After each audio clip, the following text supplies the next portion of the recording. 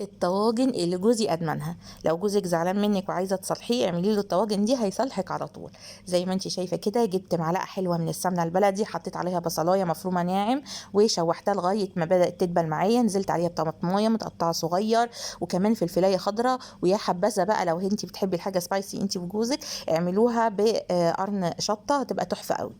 شوحتهم لغايه ما بداوا يتبلوا زي ما انتم شايفين كده. هنزل بقى بالبهارات، ملح، فلفل اسود، بودره بصل، بودره ثوم، بابريكا، بهارات مثلا مشكله او 7 بهارات زي ما انت عايزه حطي، وشوحيهم كلهم مع بعض لغايه ما يتبلوا كده وتحسي ان خلاص الدنيا بقت تمام. شيليهم بقى على جنب من غير ما تحطي ميه ولا اي حاجه، شيليهم على جنب.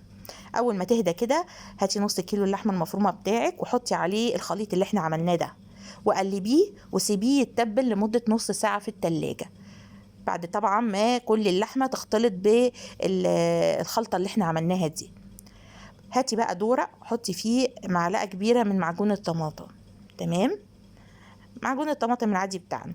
هنحط بقى عليه برضو معلقه صغيره من البابريكا، فلفل اسود، شويه سكر علشان طبعا حاطين معلقه معجون طماطم. تقدري كمان تحطي 2 مكعب مرقه دجاج ايا كان نوعها، وورقتين من اللوري. هتجيبي بقى ميه سخنه وتملي الدرق للاخر، ده تقريبا نص لتر. يعني انت ممكن سوري ده 1 لتر تقريبا، مش فاكره والله ده كام. المهم انا هقول لكم في الاخر تعملوا ايه. المهم تدوبوهم في الميه السخنه دي وتسيبوهم عشان الورق اللوري يطلع النكهه بتاعته في الميه. في طاسه تانية بقى على النار حطيت معلقه حلوه من السمنه البلدي مع شويه زيت، نزلت بنص كيلو من المكرونه الحلقات. انت اي نوع مكرونه برضو تستخدمي مفيش مشاكل، تقلبي فيه لغايه ما يكون منظره بالمنظر ده متحمر كده ومتحمص. وبعدين تنزلي ببصلايه مفرومه ناعم. انا هنا نقلته للحله لان حسيت ان الطاسه مش عارفه اقلب فيها. حطيت برضو قرن فلفل شطه متقطع، وحطيت طماطم متقطعه صغير. اول ما بداوا ريحتهم تطلع ركنتهم على جنب، شلتهم من على النار. تمام، جبت الطواجن بتاعتي ايا كان عددها ودهنتها بالسمنه من تحت ومن الجوانب كلهم، وبعدين هفرق بقى المكرونه على عدد الطواجن بتاعتي. طبعا المكرونه بتاعتنا نيه زي ما انتم شايفين ما استوتش. وحطيت برضو اللحمه وزعتها على عدد الطواجن، وبدات افرد اللحمه زي قرص البرجر كده من على الوش لغايه ما خبت السطح تماما. جبت العصير اللي احنا عملناه وفرقته على كل الطواجن. طبعا ممكن ما يكفيش فزودت ميه لغايه ما بقى هو ده المنظر.